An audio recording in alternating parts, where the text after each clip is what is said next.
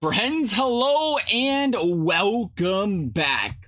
Hopefully everyone's having a lovely day. So we're nearing this point, an interesting point in the year, an unprecedented point in the year for MLB The Show, because we're seeing this year, we have core, we have set 1, we have set 2 right now. But, as we know, as the seasons progress, you're going to see players become unusable. So season 2 is all the way to July 7th, where set 1, set 2, and core players are used. Season 3 is July 7th to August 31st, where only set 2 and set 3 players can be used, plus the core players. Obviously, the core players meaning a lot for that reason. Set 3 and 4 for season 4. And it's important because we're right in the middle almost. Well, not in the middle, I guess. What was it, May 27th? I mean, we're getting there, though. I think there's about 39 or 38 days left in season 2. And when season 2 ends, I mean, essentially, set 1 players are kind of useless. There's going to be I think there's a couple, they say, versus the computer, classic mini seasons. There's only a couple modes those cards are going to be useful for. So 41 days, 3 hours left. Besides that, they're kind of useless. And it's something that I don't think gets talked about enough right now, because what's going to happen if nobody has a reason to buy the cards? They're obviously, the price of them, they're going to drop, and it's going to drop substantially. So I think it's very reasonable to be asking. I know 41 days left. It's reasonable to start questioning. Should you be starting to sell these players? Can you start to really weighing them off your team if possible? Because the closer you get to season 3, within 2 weeks, maybe within even 3 weeks, that's when people start to really question it. They start to really let it set in. They really start to sell those players. You get to that final week and everybody's just fire selling everybody. That would be my guess. Again, unprecedented times. So we can't pretend we know exactly what's going to happen, but just understanding the market, understanding, people want to sell these players because, you got a bunch of set 1 players that are sellable. It's like, okay, I'm going to sell these so I can buy some set 2 or I can buy some set 3s because these guys are useless. There's going to come a time where everybody's going to want to sell their players. And when that happens, instead of Jim Edmonds being 29K, he's going to be like 12K or 14K. He's in packs right now. So when you look at players like that, especially I think, the Don Suttons of the world, because, there's nothing flashy about the card. Sorry, Don. There's plenty of set 2 players out there to replace them. I think you say 41 days. I think you can still give it a week, maybe 2, but I'm really looking around. I'm eyeballing things right now on players to buy and sell. It's difficult because you got the Conquest coming out where they're just kind of giving away set 1 players like the Roki Sasaki, Mike Trout, and you've seen their prices just absolutely tank. And they tank because they came out to new Conquest that guarantees you the Around the World pack, which doesn't guarantee you a 99, but it's 1 in 5. Is it 1 in 5, 1 in 3, 1 in 4? I think it's 1 in 5 or 1 in 4. I believe it's 1 in 5. Chance at a 99. So that's tanking that price because everybody can get that pack. And we've seen the guys go down because of that flash sale the other day. Just throwing it all out there. But you look at the set 1 boys, there's still a lot of value in a lot of these guys. Ken Griffey Jr., another one. Shohei Ohtani. Ohtani was one of the best players in the game there for a while.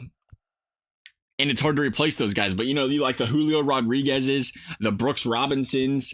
I don't want to say Mike, even though Miguel Cabrera. A lot of these guys are replaceable. And they're very replaceable for the same price right now with set 2 players. And I think that's what's really important is understanding set 2 just came out. There are some really expensive guys, but there's a lot of guys that are just on it. For a 99, you got some friendly prices. A lot of these, the 97s as well that are in these packs. I think they're great buys right now because, again, 16K, 15, 17, 16, 17. When they go out of packs and people need to have a reason to start buying and collecting set 2 more than set 1, I think you start to see those prices slowly start to trickle up, much like we did with set 1. Right now, they're still kind of new. I think, again, personally, I have a couple guys just laying around. A couple guys, great, right? But I have a couple of these guys. I think there's we got like one of these just in case, just for a good time. We got a Monty Irwin. Nah, somebody's got a lot. But, got a couple of these guys laying around, just patiently waiting. If you can afford to do it, of course, you need the stubs, but just kind of patiently waiting. Because I do think you start to see some of these guys trickle up to 20 plus K. Especially the guys that aren't as popular and don't happen to be in packs as long as stuff. As the Pebble, one of those guys, he's an alter ego choice pack 3.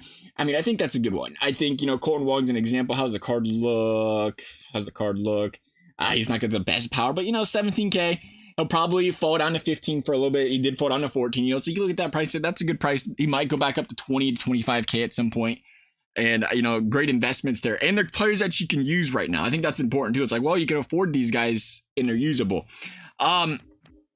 in general, though, I mean, you know, the Josh Donaldson's 34K. He's kind of the Bob Gibson, the Ricky Henderson tier of last event, to kind of put that in perspective. So you kind of expect him to fall around that 30 to 30, you know, 30-ish, 35K-ish range. Might trickle down to 25 every once in a while. That said, but again, great cards. Great cards to pick up. Say, all right, let's go ahead and drop the Ricky, pick up the Josh Donaldson. You don't lose a lot of stubs right there, and you don't lose a lot of, well, obviously you're going to lose a lot of speed if you had Ricky Henderson. You don't lose a lot of stubs, and you're not going to lose a big player fall off, as opposed to, again, you could take the chance you keep those cards in your team, wait a couple weeks, and then hopefully you don't hear a lot of people start talking about selling those cards in the season ending, because that's when the price are going to drop and it's going to cost you. And that's, I think, and this is the thing. This is the end game scenario. Again, we don't know. I think there's going to be a lot of fear. I think we get to the point where you're a couple weeks out and people realize, like, dang, I can't do anything with these cards.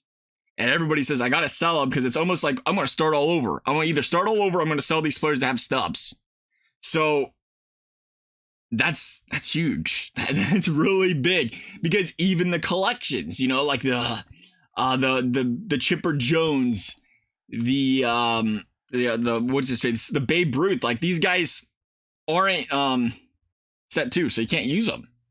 So people are going to be going all over the place looking to spend stuff on set 2, set 3. So not only do I think it's good that you already have set 1 guys, I think it's also good to go out and say, hey, buying set 2 players right now, the cheaper one, it's great, because a lot of people are going to do set 2 collection. A lot of people are going to start buying those cards. The more and more people buy those cards, the more and more the price goes up. So I think it's a good time to start really considering it. Make the shift before everybody else does it. Get rid of the set 1 guys and kind of trickle into the set 2. I know we got Cal Ripken. You're like, hypocrite. Now we bought him for 20K yesterday. Bought him for 20K, just waiting for the price to go back up. I do think we'll say that. I do think we see the, you know, you've seen the fire sale, the prices of everything drop yesterday because of the pack sale and everything, whatever. I do think we still see some prices go up a little bit. Like, I think I could still I'd like to think I can get 40K out of Cal Ripken. I'm going to try to wait for that, maybe even 45. We'll see how it goes. Don't want to wait too long, because they're releasing, you know, things left and right that are putting these guys in packs a second time. But who else did we have? We picked up Kyle Tucker for like 30K or something. He's 50 now. You know, that's another one. He was up to like what was he, about 97K or so. I think, again, I think we can get to the 60-70K range on him. Not holding too long. It depends if you had them for a while. Like, we literally just bought Kyle Tucker 2 days ago. So I was like, I care less. He ain't on the team. We're not using him. We just bought him as a strict investor. Bought him for 32K. So it's like, we would sell him now. I don't mind losing. You know, it's still a profit. But if you paid a little bit more, just, you know, don't be too anxious about it. Understand he should go up a little bit still. A lot of those guys like that, as long as they're not, you know, Roki Sasaki, Mike Trout, those guys, that's a concern. That's a big concern for you, because like we said, they have that conquest, and anybody and everybody can have that. So those are guys that's honestly, you know, fun fact, you know, we always talk about making a profits, making a sales. Most part, we do a really good job. There's gonna be times you miss. Roki Sasaki was an example for us. We bought him last pack sale. Bought him for like 85 or 90K. It was a good deal. He was up to about 120. We wanted to get greedy. Wanted to get 125. Had the sale in for, I think it was 123 or 124. I had the sale in for him on Thursday, actually. It was at work. Wasn't paying attention to this pack sale. Didn't pay attention to the Conquest. And his price tanked. I think I'm taking a loss on that. So I sold him for 76 quick as I could. I just don't imagine him going back up much because of that pack being out, being so easy to obtain. We'll see. Could be wrong, but you know, sometimes the losses happen when you invest in cards. Take those chances. Don't get too discouraged by it. Just want to point that out. You know, we all make mistakes. We all get caught in that. The goal is, you know, if you can go 80% of the time, though, you'll win. 70%, you're doing all right. Nonetheless, though, that is going to wrap things up for this video. I hope you guys found it helpful. As always, thank you guys for watching. We'll see you next time.